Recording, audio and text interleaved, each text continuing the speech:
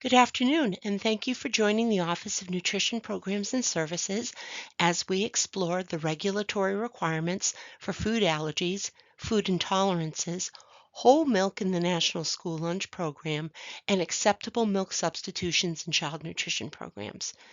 We will be recording today's presentation, and the link to the recording will be available on our website and, of course, on our YouTube channel. We'll send you the slide deck as soon as we're able to. Drop your questions into the chat and we will address these when we are done presenting. So here are the laws and regulations surrounding making sure children with disabilities have access to child nutrition programs.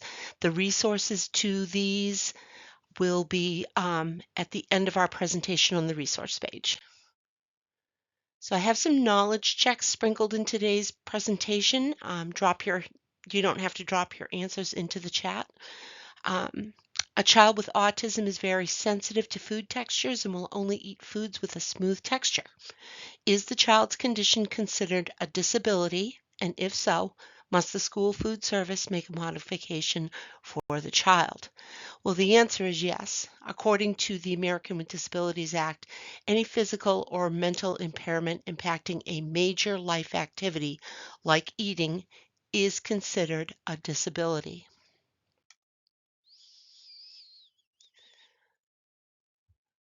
So who is a state licensed healthcare professional? That is someone who is authorized to write medical prescriptions under state law. This may include a doctor, a nurse practitioner, or a physician's assistant. A registered dietitian may also sign the medical statement. Do not use offer versus serve to exclude food components the child has an allergy or intolerance to. For example, a child with celiac disease must be offered a gluten-free grain component in the appropriate serving size for their age grade group during meal service.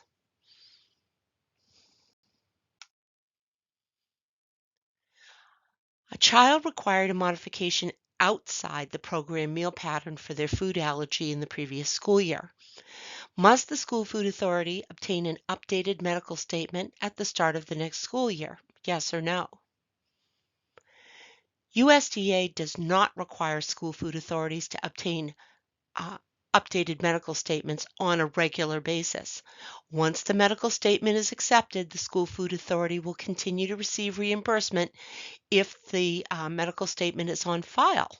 However, school food authorities are responsible for ensuring that medical statements on file reflect the current dietary needs of participating children and may require updates as necessary to meet their responsibilities. School food authorities should carefully consider the burden of obtaining additional medical statements it could create for parents or guardians when establishing such requirements.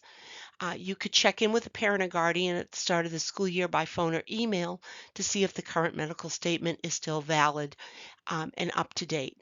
Make sure you document these conversations if you have them.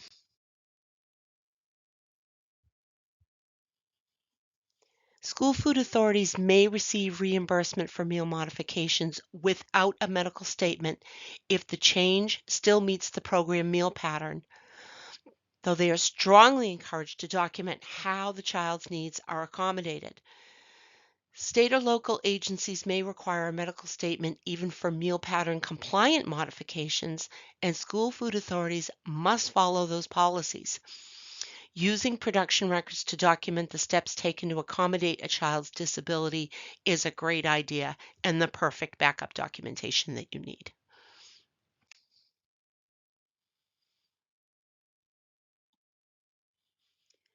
If the child's individualized education plan, or IEP, or their 504 plan includes the information required in the medical statement, or if the school food authority obtains written medical verification of the impairment during the IEP 504 plan process, it is not necessary for the school food authority to also obtain a separate medical statement.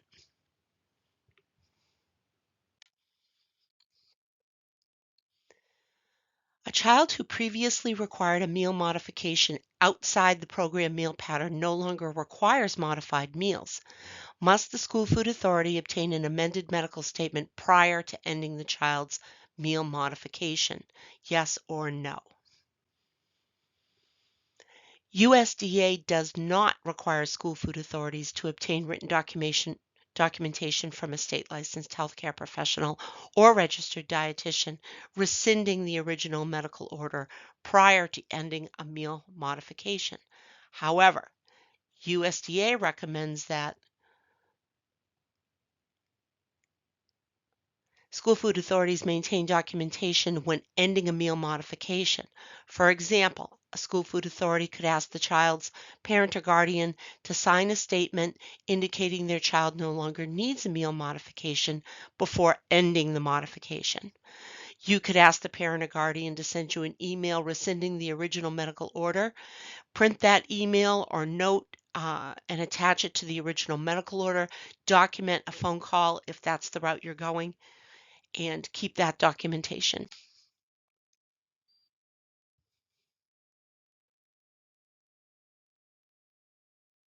Check in with the school nurse to see if they're aware or have more information about a meal modification on a child if you're waiting for the medical statement from the family.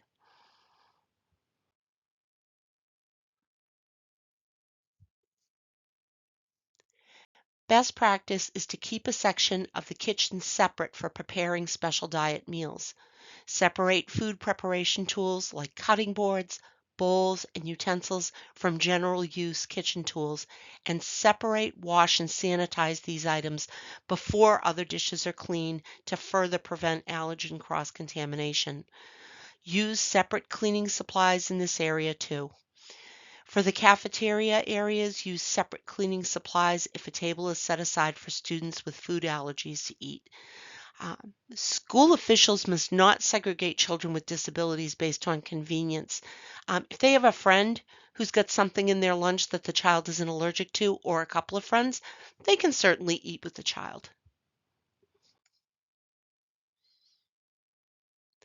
The regular menu item for lunch at the local middle school is whole grain rich pasta with cheese and vegetable toppings. Must the school food service director prepare whole grain rich pasta with lactose-free cheese and vegetable toppings for a child with a lactose intolerance? Yes or no? No. In a disability situation, the meal modification or meal item substituted does not need to mirror the menu item offered each day. The school food authority's responsibility is to serve the child a safe meal that accommodates their disability, not to mirror the program meal served that day. In the example used in this question, the school food authority would not be required to serve a whole grain rich pasta dish and could instead serve a different meal that meets the child's modification request. Here are the major food allergens. The link to the Food and Drug Administration's website on food allergies is a great resource for learning about food allergies and is listed on the resource page at the end of this presentation.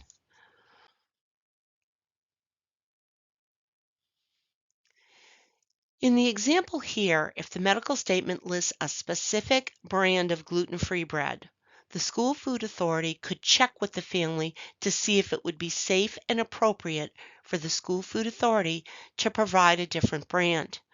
In this instance, the family could then affirm the brand name change.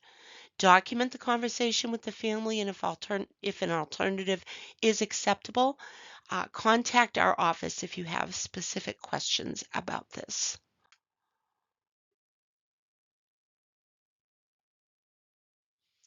School food authorities are encouraged to consider children's cultural, religious, and ethnic preferences when planning meals, as long as any variations still meet program requirements, although no additional reimbursement is provided and any extra cost must be covered by the school food authority.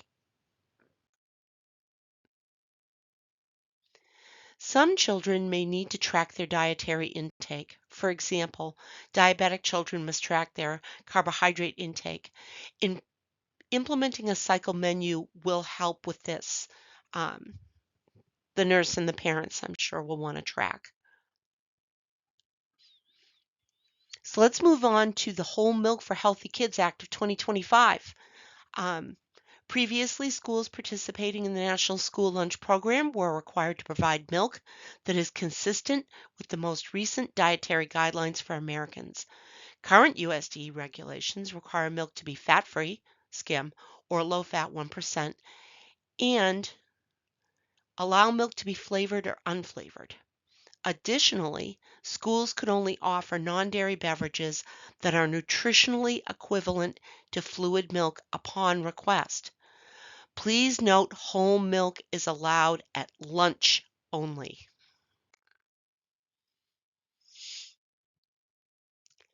If a school food authority chooses to offer non-dairy beverages like fortified plant-based milks to all students at lunch, the beverages must meet federal nutrient and fortification standards.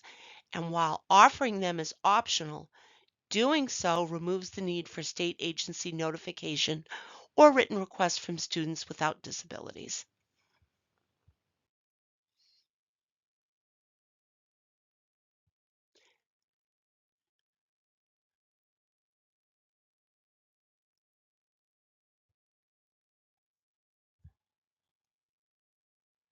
So here are the nutritional requirements for fluid milk substitutes. Compare your products against this, the nutrition information label against this to make sure you're compliant. Send any questions to us, please. So when we send this out, here are the resources that I talked about, and now we'll stop and take questions.